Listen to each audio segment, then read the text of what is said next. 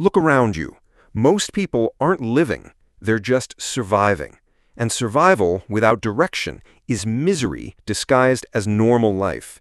You see it every day, the blank stares on the commute, the endless scrolling, the constant complaining without change. People aren't miserable because life is cruel. They're miserable because they've accepted a trap and called it normal. And if you're not careful, you'll rot in that same trap one day at a time. Here's the harsh truth. Misery is manufactured. Nobody wakes up destined to hate their life. Misery isn't genetic. It's not random. It's built, brick by brick, through bad choices, weak standards, and surrendering control. And the scariest part? Most of the people around you have been building that prison for years without even realizing it. Take a hard look at your routine. You wake up tired. You drag yourself to a job you hate.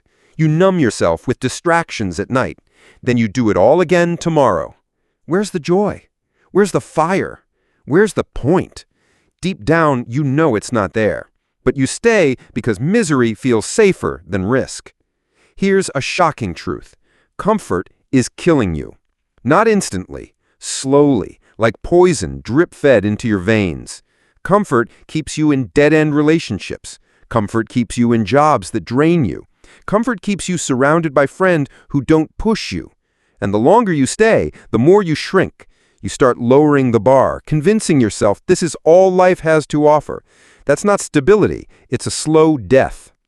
And if you think misery is just your problem, think again. Misery spreads. Miserable people infect everyone around them. You felt it, the negativity, the constant complaints, the subtle pressure to stay small so no one feels threatened by your growth. This is attraction dynamics at its core. You either radiate energy that inspires people or you drag them into your pit. Right now, you're doing one or the other. Now let's hit you with another harsh realization. You're miserable because you've been living without ownership. You've handed over your time to distractions, your attention to nonsense, your energy to people who don't deserve it. You become a passenger in your own life, waiting for someone else to steer. And passengers don't end up anywhere worth going. The psychology of misery is simple. Humans need meaning. Without it, the brain fills the void with anxiety, depression, and endless distraction. That's why your mind feels restless even when nothing is wrong. It's not because you're broken. It's because you're starving. Starving for challenge. Starving for growth. Starving for purpose. And here's where relationships come in. Misery destroys attraction because it radiates weakness. No one is inspired by someone who's stuck in the loop of wake, work, numb, repeat. Confidence, charisma, and presence come from living with direction. When you take control of your life, people feel it. When you don't, they feel that too. Misery makes you invisible. Ownership makes you magnetic. So how do you escape? Not by running away from misery, but by building the opposite, ownership. Misery thrives on passivity. Ownership thrives on action. Miserable people wait for happiness to arrive. Owners create it. Miserable people complain about time. Owners cut the waste. Miserable people lower their standards. Owners raise them. The escape is simple, but it's not easy. You have to stop lying to yourself. Here's your first mindset shift. You don't need a better life handed to you. You need to stop tolerating the one that's killing you. Misery ends the moment you raise your standards and decide this isn't good enough. Not in a week, not after some miracle, now. So here's your challenge. Tonight, write down the 3 areas of your life that make you miserable. Be brutally honest.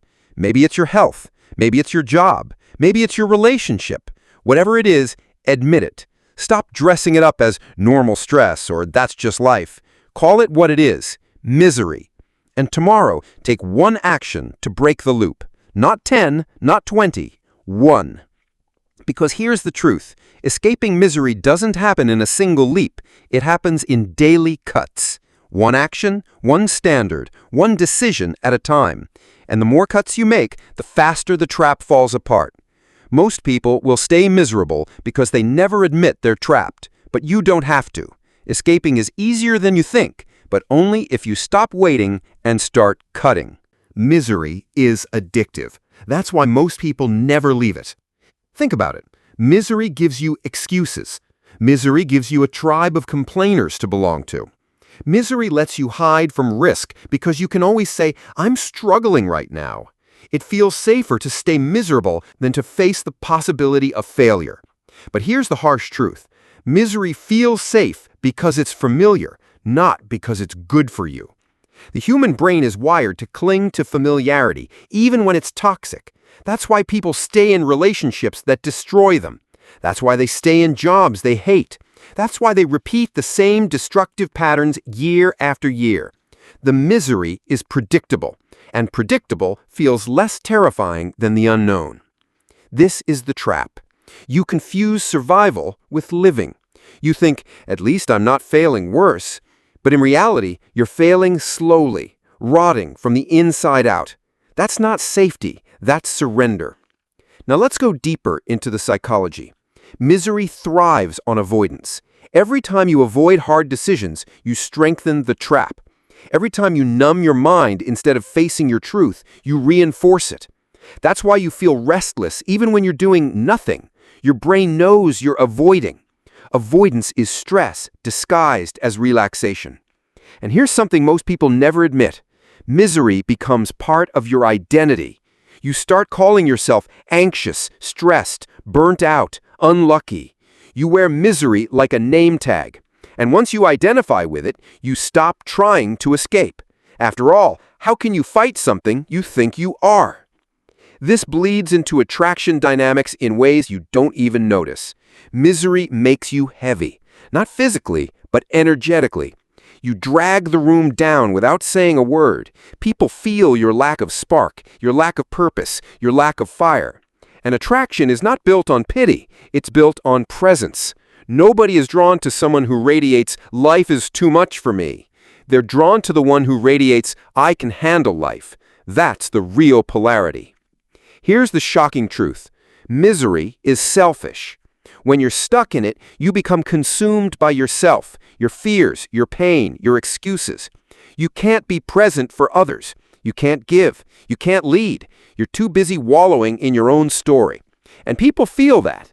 That's why relationships with miserable people collapse, not because of lack of love, but because misery turns every interaction into a drain. But let me give you the liberating flip side. Joy is manufactured too. Just like misery, it's built from choices, habits, and repeated evidence. You don't find joy. You create it. You don't wait for happiness. You build it through ownership, discipline, and meaning. So what's the way out? It's not to chase happiness directly. That's why most people fail. They think if they buy enough stuff, distract themselves enough, or escape enough, they'll feel happy. Wrong. The cure for misery is meaning. And meaning is built by doing the things you're avoiding. Facing the truth, taking the risk, raising your standards, building proof that you're not helpless. Here's your mindset shift. The opposite of misery isn't happiness, it's ownership. Happiness is a byproduct. Ownership is the cause. Own your time, own your health, own your money, own your standards. When you take ownership, misery loses oxygen.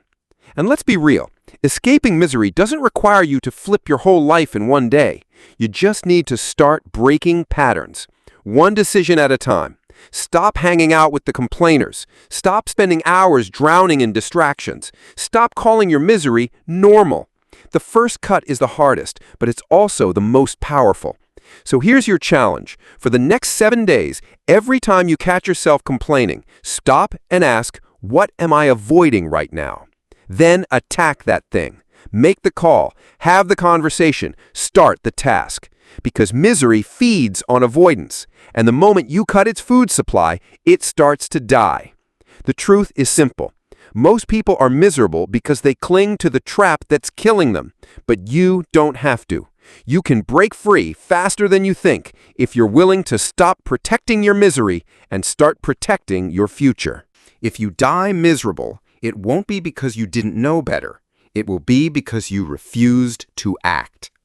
That's the reality. Misery is not some outside force that locks you down forever. Misery is a trap you reinforce every single day with the choices you make. Every morning you hit snooze instead of getting up, you tighten the bars. Every time you scroll instead of building, you lock the door. Every time you say, "That's just how life is," you throw away the key. And here's the most brutal truth. You're not just miserable, you're comfortable being miserable. You've made peace with mediocrity. You've convinced yourself this is normal.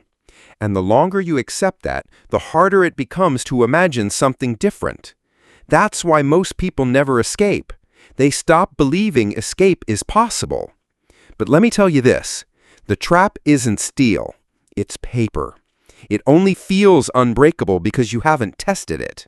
The second you move, really move, it rips apart. Think about attraction again. Nobody wants to follow someone trapped in their own misery. Misery radiates weakness. It makes you needy, bitter, invisible. But when you escape, when you take ownership, you flip the polarity. You radiate energy, presence, direction. That's when people notice you. That's when respect comes. That's when opportunity shows up. Not because the world changed, but because you did. Now here's what most people don't realize. Staying miserable is more painful than changing. Change is uncomfortable, yes, but misery is soul-crushing. Change takes effort. Misery takes everything.